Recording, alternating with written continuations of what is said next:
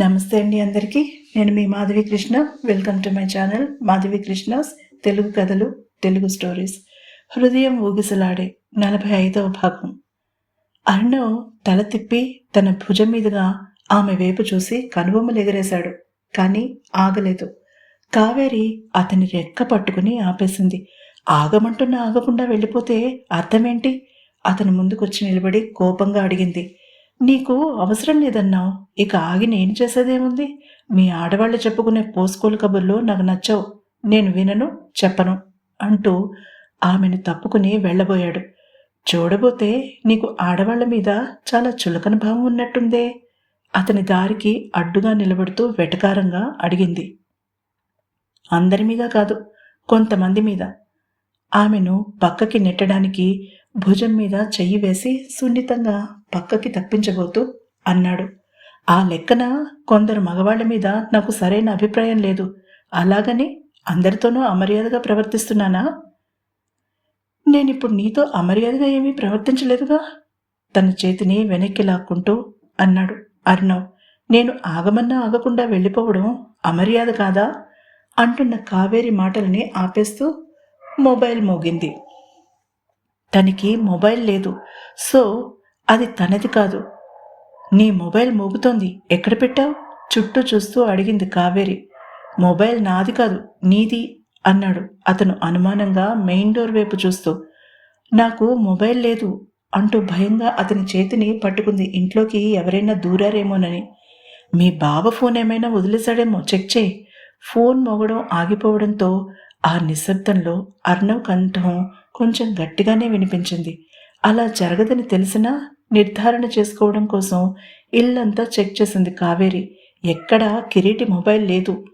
ఆమెతో పాటుగా అర్ణవ్ కూడా చూశాడు. పావుగంట వెతికినా ఏమీ కనిపించలేదు.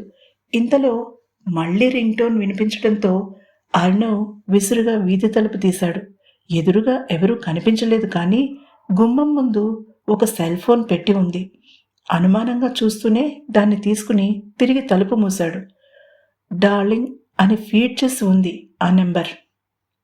నీ బాయ్ ఫ్రెండ్ అనుకుంటా, ఆమె చేతికి అందిస్తూ అనుమానంగా అన్నాడు అర్ణవ్.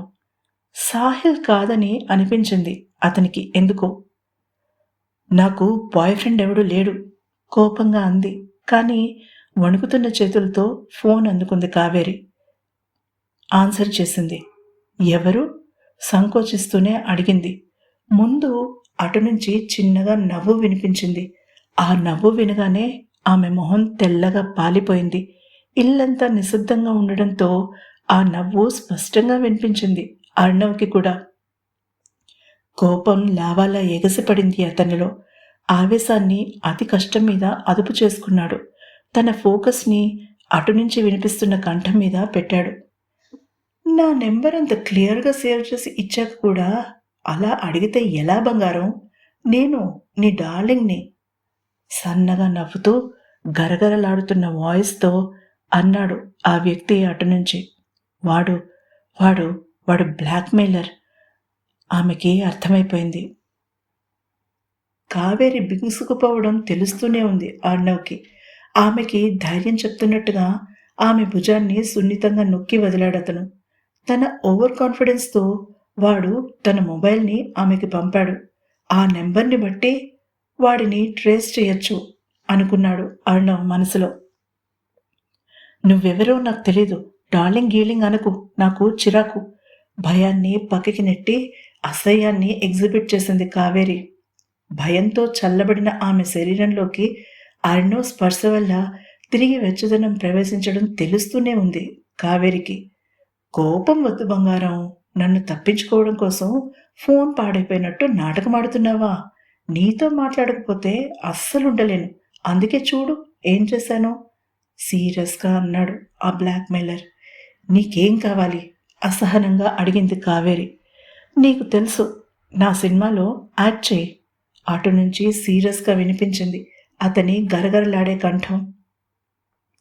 నేను చెయ్యనని ఎన్నిసార్లు చెప్పాలి? నాకు అసలు సినిమాల్లో చేయాలనే కోరిక చచ్చిపోయింది. ఏడుపు గొంతుతో అంది కావేరి. నో, అలా చచ్చిపోకూడదు. నువ్వు యాక్ట్ చేయలేదనుకో, ఏమవుతుందో శాంపుల్గా రేపు ఉదయం 9ంటికి నీ అక్క ఆఫీస్ దగ్గరికి వెళ్ళి చూడు అన్నాడు నవ్వుతూ. మరుక్షణం అటువైపు నిశ్శబ్దం ఆవరించుకుంది. ఆ బ్లాక్మెయిలర్ కాల్ కట్ చేశాడని అర్థమైంది ఇద్దరికి. ఏం చెయ్యబోతున్నాడు ఆ బ్లాక్మెయిలర్? కావేరి ఊహకి కూడా అందలేదు. వణుకుతున్న కాళ్లతో మెల్లగా సోఫా దగ్గరికి నడిచి అక్కడ కూలబడింది. కళ్ళలో నీళ్లు ఊటబావిలా ఊరుతుంటే అర్ణవ్ వైపు చూడలేక కళ్ళు మూసుకుంది. సరిగ్గా అదే టైంకి కిరీటి, నర్మద ఆ రోజు సాయంత్రం తాము ఇవ్వబోయే ఎంగేజ్మెంట్ పార్టీకి జరగవలసిన ఫైనల్ అరేంజ్మెంట్స్ని చూస్తున్నారు సునీత, జనార్దన్లతో కలిపి. కావేరి రాలేదే నర్మద? టీ బ్రేక్లో అడిగాడు జనార్దన్. తనకి పరీక్షలు దగ్గర పడుతున్నాయి సార్, అందుకే చదువుకుంటోంది నీట్గా అబద్ధమాడేసింది. సార్, మేడం అని పిలుస్తున్న నర్మదని కోప్పట్టారు జనార్దన్ దంపతులు. మావయ్య, అత్తయ్య అని పిలవవలసిందే అని పట్టుబట్టడంతో నవ్వుతూనే ఒప్పుకుంది నర్మద. ఈ టైంలో అర్ణవ్ మనకి హెల్ప్ చేయకుండా ఇలా పనుల మీద తిరిగితే ఎలా? అన్నగారి పెళ్ళని కూడా తెలీదా? బాధ్యత ఉండక్కర్లేదా? కిరీటి దగ్గర కంప్లైంట్ చేసింది సునీత. ఇప్పుడు వాడు పని మీద వచ్చాడమ్మా. ఫ్రెండ్ రిక్వెస్ట్ మీద పని చేస్తున్నానని నాకు చెప్పాడు. ఈరోజు పార్టీకి వస్తానని మాటిచ్చాడు. టెన్షన్ పడుకు, పెళ్ళికింకా చాలా టైం ఉంది కదా అంటూనే నర్మద మొహం చూసి కంగు తిన్నాడు కిరీటి. తను అంత అజాగ్రత్తగా ఎలా ఉన్నాడో తనకే అర్థం కాలేదు అతనికి. ఆ రోజు పార్టీ పూర్తయిన తర్వాత అర్ణవ్ గురించి నర్మదకి చెప్పాలని అనుకున్నాడతను. ఇంతలోనే తల్లి అలా అనడంతో నోరు జారాడు. నర్మద షాక్ తిన్నట్టుగా కూర్చుంది. అర్ణవ్ కిరీటి చెప్పినట్టుగా అతని ఫ్రెండ్ కాదు, తమ్ముడు. ఆ విషయం తన దగ్గర దాచిపెట్టాడు. అందుకు కారణమేమై ఉంటుంది? అంటే తన ఫ్యామిలీ విషయాలు తెలుసుకునే రైట్ లేదా తనకి? లేదా చెప్పడం అంత ముఖ్యం కాదనుకున్నాడా? ఆలోచనలతో ఆమె బుర్ర వేడెక్కిపోయింది. ఆమె ఇక అక్కడ కూర్చోలేకపోయింది. ఠక్కున లేచి నిలబడింది. అత్తయ్య, మీరు రెస్ట్ తీసుకోండి. నేను కిచెన్లో పని ఎంతవరకు వచ్చిందో చూసి వస్తాను. క్యాటరర్స్ ఈసరికి రావాలి అంటూ వేటకుక్కలు వెంటపడి తరుముతున్నట్టుగా వేగంగా అక్కడి నుంచి పరుగు తీసింది నర్మద. ఆమె వెనక వెళ్లాలని ఎంత అనిపించినా బలవంతంగా తనని తాను అదుపు చేసుకున్నాడతను. తన పేరెంట్స్కి ఆ విషయం తెలియడం అస్సలు ఇష్టం లేదు అతనికి. అర్ణవ్ ఎందుకని మనతో పబ్లిక్గా కనిపించడానికి ఇష్టపడడం లేదు కిరీటి? బాధగా కళ్ళు నవ్వుకుంటూ అడుగుతున్న తల్లికి ఏమని సమాధానం చెప్పగలడు? తనని కూడా చాలా నెలలుగా అదే ప్రశ్న లోపలి నుంచి తినేస్తోంది. తెలియడం లేదమ్మా, చిన్నగా తల విదిలిస్తూ అన్నాడు కిరీటి. ఇక్కడికి వచ్చాక నీ దగ్గర ఉంటున్నాడు. మాతో ఫోన్లో మాట్లాడడమే కానీ ఇంటికి ఇంతవరకు రాలేదు. తల్లి మనసు కష్టపడుతుందని తెలీదా వాడికి? దుఃఖంతో పొడుగుపోయిన కంఠంతో అడుగుతున్న తల్లికి ఏమని సమాధానం చెప్పగలడు కిరీటి? అతి కష్టం మీద తన దగ్గర ఉండడానికి ఒప్పుకున్నాడు. ఆ విషయం కూడా చెప్పలేదు తల్లిదండ్రులకి. అది కూడా తెల్లవారక ముందే వెళ్ళిపోతాడు. ఎప్పుడో అర్ధరాత్రి దాటాక ఇల్లు చేరుకుంటాడు. కణతలు రుద్దుకుంటూ అనుకున్నాడు కిరీటి. కావేరి సమస్య తీరాక అర్ణవ్తో మాట్లాడాలి. అతని సమస్య తెలుసుకుని సార్ట్అవుట్ చేయాలి అని గట్టిగా నిర్ణయించుకున్నాడు కిరీటి. What if?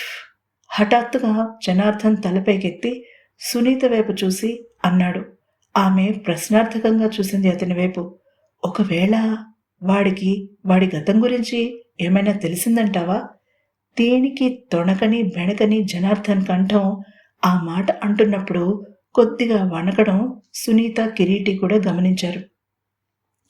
గతం తెలిస్తే ఏమవుతుంది డాడ్? అనుమానంగా అడిగాడు తండ్రిని కిరీటి. నాకు కూడా తెలియదు కిరీటి. వాడిని తరచి అడిగినా తనకి ఏమీ గుర్తులేదన్నాడు తప్పించి మాతో ఎప్పుడూ ఏమీ చెప్పలేదు. వాడు మాకు కనిపించిన ట్రమటైజ్డ్ స్టేట్ని బట్టి అంత మంచి బాల్యం కాదేమో అనిపించింది. వాడిని క్లెయిమ్ చేయడానికి కూడా ఎవరూ రాలేదని పోలీసులు చెప్పారు. అంతవరకు కిరీటితో చెప్పని విషయాన్ని అప్పుడు చెప్పాడు జనార్దన్. వాడి గతం తెలుసుకుని ఎవరైనా బ్లాక్మెయిల్ చేస్తున్నారంటారా? ఉన్నట్టుండి సునీత అడిగింది. ఉలిక్కిపడ్డాడు కిరీటి. అసలు అర్ణవ్ గతమేంటి తెలుసుకోవాలంటే తప్పక తర్వాతి ఎపిసోడ్లో వినండి. ఈ ఎపిసోడ్ కనుక మీకు నచ్చినట్లయితే తప్పకుండా సబ్స్క్రైబ్ చేసుకోండి, లైక్ కొట్టండి, కామెంట్ సెక్షన్ మర్చిపోకండి.